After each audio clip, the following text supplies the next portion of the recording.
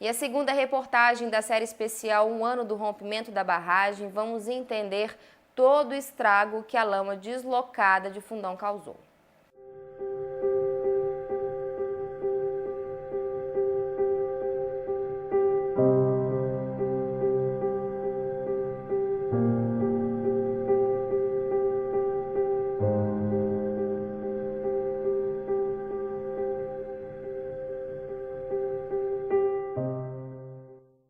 Logo após o rompimento da barragem da Samarco e a enxurrada de lama que invadiu Bento Rodrigues, os estragos foram acontecendo sucessivamente. Localidades destruídas, Rio Doce manchado pela lama, matando peixes, assoreando rios e destruindo a vegetação local. Hoje, em Fundão, dá para ter uma ideia da quantidade de lama que escorreu pelo caminho. E foi nessa área verde, local exato do rompimento da barragem de Fundão. E no reservatório que está logo atrás de mim, dá para ver exatamente o estrago. Aqui era uma área de planície. Cerca de 32 milhões de metros cúbicos de rejeito se deslocaram após o rompimento.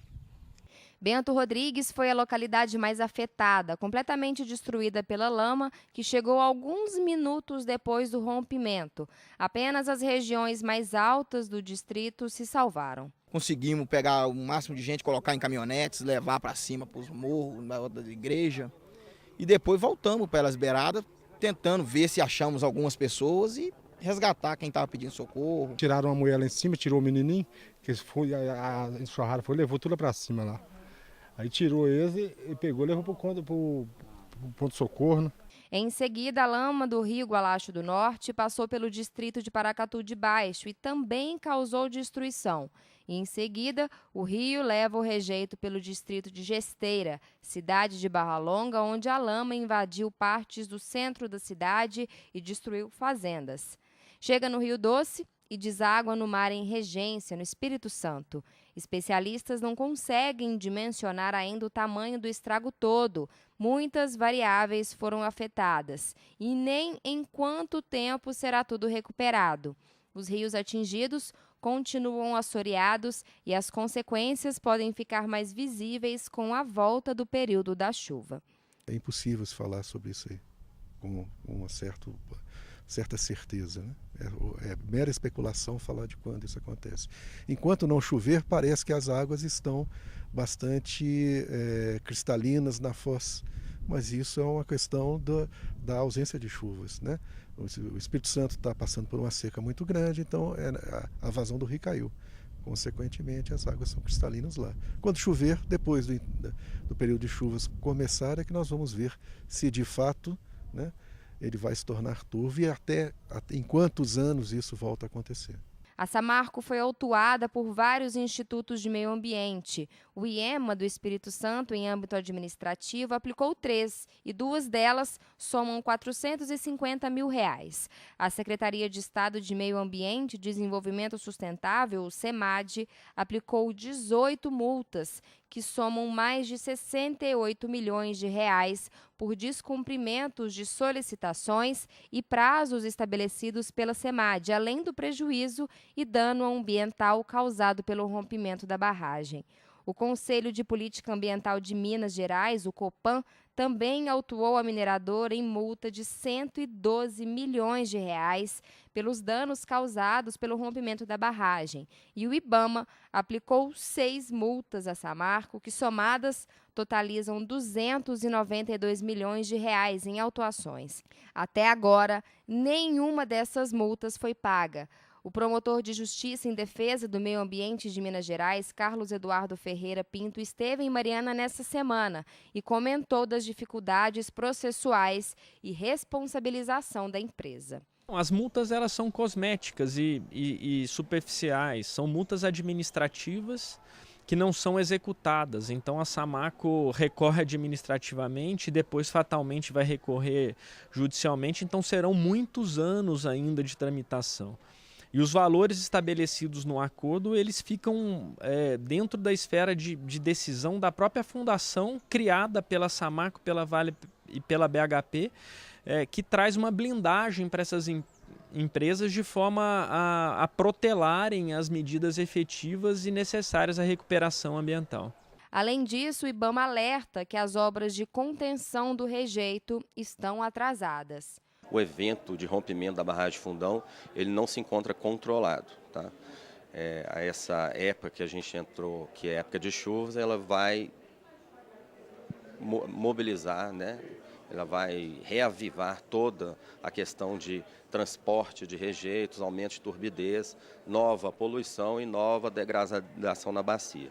A gente tem que reconhecer que muitas ações estão sendo tomadas pela empresa, contudo a escala do evento e o tempo necessário, ele tem um atraso. O processo de finalização das obras de contenção do rejeito, que ainda continua descendo, é uma corrida contra o tempo. Cerca de 3.000 pessoas estão no complexo Germano para o trabalho. A primeira intervenção foi na própria estrutura de Fundão, completamente fragilizada pelo rompimento e reforço da barragem de Germano, a maior do complexo. Em seguida, a intervenção foi na barragem de Santarém, que fica logo abaixo do Fundão. A lama passou por cima dela, também comprometendo a estrutura. Uma nova barragem está em obras agora. A nova Santarém terá capacidade de conter 7 milhões de metros cúbicos de rejeito e a previsão é que fique pronta em dezembro.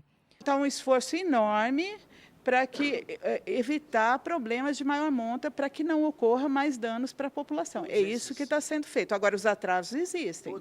Para finalizar as etapas das obras, vem o dique S4, o mais controverso de todos.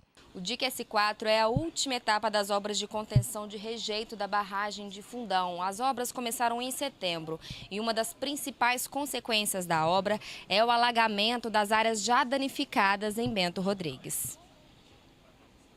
Boa parte de Bento Rodrigues já começou a ser alagada pelas obras do dique S4. A requisição administrativa de 56 hectares de terras de Bento, que pertencem a 55 proprietários, foi autorizada pelo governador de Minas Gerais, Fernando Pimentel, através de um decreto. O prazo de vigência da medida interventiva é de 3 anos. A decisão foi tomada a partir de um termo de ajustamento de conduta, feito entre Secretaria de Estado de Meio Ambiente, Samarco, Vale e BHP Billington. O sistema de contenção, né, que inclui vários elementos de contenção e e vários projetos, ele inicia lá em Sela Tulipa, no reservatório de Fundão, e termina no S4. Né? O S4, ao ser implantado, né, que a previsão é janeiro de 2017, ele formará um lago, né, na parte já impactada de Bento. Acho que esse ponto é importante a gente frisar e reforçar. Né? A altura desse barramento, a altura desse dique, ele teve como premissa a preservação das ruínas da capela, do cemitério e das casas que existem. Quer dizer, ele teve como premissa alagar somente a área já impactada. A Samarco garante que só a área delimitada será alagada, a área que já foi impactada pela lama. A Capela de São Bento, tombada pelo IFAM, não será atingida. E o Muro de Pedras vai ser parcialmente alagado com proteção. Moradores ainda não têm tanta certeza assim dessa garantia. Sandra tinha um bar perto da igreja de São Bento e tem medo do que as obras do dique possam causar. Eles estão vendo que vai virar água assim. Eles falaram que vão conter isso a 100 metros. Não vão conter. Se eles contessem alguma coisa, eles tinham contido essa barraca. Hoje eu não estava nessa situação.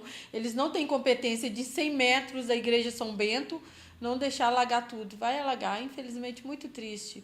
Muito triste ver aquilo alagado, né? A comunidade ela é contra o dique, uma vez que está querendo apagar parte da memória de Bento Rodrigues. As pessoas querem lá visitar, vai ver casa onde tinha sua casa, onde tinha ali um pomar, e hoje, uma vez esse dique construído, ele não vai dar esse direito de você estar lá. Tem um muro na chegada de Bento Rodrigues que se questiona, muro já dito, desde o século XVIII, já vai estar metade dele já alagado pela água, onde tinha os terrenos mesmo da propriedade nossa, a parte dele vai estar alagada, do pessoal do Muniz também alagado. Então, você não tem aquele contato onde você tinha um contato quando você viveu ali desde a infância, a adolescência, até hoje. O que nós podemos hoje afirmar é que o dique S4 ele não impedirá nenhuma ação futura, né? Eu acho que isso é importante. A gente tem exatamente essa preocupação, né, de não gerar mais impacto do que já foi gerado, né? A gente respeita muito a memória dessa comunidade que já foi tão impactada, né? Então essa é uma premissa nossa, né? Ela é uma premissa que, diante de várias alternativas, do ponto de vista técnico, a gente entendeu ser importante, mas que preservará, né, essa área das ruínas, da capela, do cemitério, né, e das casas que estão ainda de pé. A área já impactada, alagada para conter o rejeito que ainda desce, multas ainda pendentes e as consequências ainda muito visíveis em Minas e no Espírito Santo. Todo o processo do Ministério Público na esfera ambiental é trabalhoso, mas ainda é combativo na tentativa de penalização da empresa. Nós continuamos a atuar vigilantes de maneira rigorosa e contínua. O Ministério Público de Minas Gerais ainda terá muitos anos de trabalho, porque todas as nossas ações há discussão de competência. Então, o acordo ele trouxe uma estratégia processual para a Samarco muito definida. Então, o Ministério Público, em cada comarca, em cada ação ajuizada para tutelar o cidadão atingido, para retirar a lama, poluição atmosférica, que são impactos locais, há essa discussão da Justiça Federal e daí muitos meses ficam nos nossos tribunais. Enquanto os nossos tribunais definem quais são os competentes, os atingidos padecem e o Rio Doce agoniza. Por nota sobre as multas, a Samarco disse que entende que há aspectos técnicos e jurídicos nas decisões que precisam ser reavaliadas e por isso aguarda a decisão administrativa das defesas já apresentadas. Disse também que a empresa está exercendo seu direito legítimo e reafirma que está cumprindo com as obrigações e compromissos assumidos com a sociedade. A Samarco reforçou que já investiu até o momento aproximadamente R$1 bilhão para o pagamento de ações de remediação, compensação e de indenização. E até dezembro serão portados mais R$1 bilhão por meio da Fundação Renova.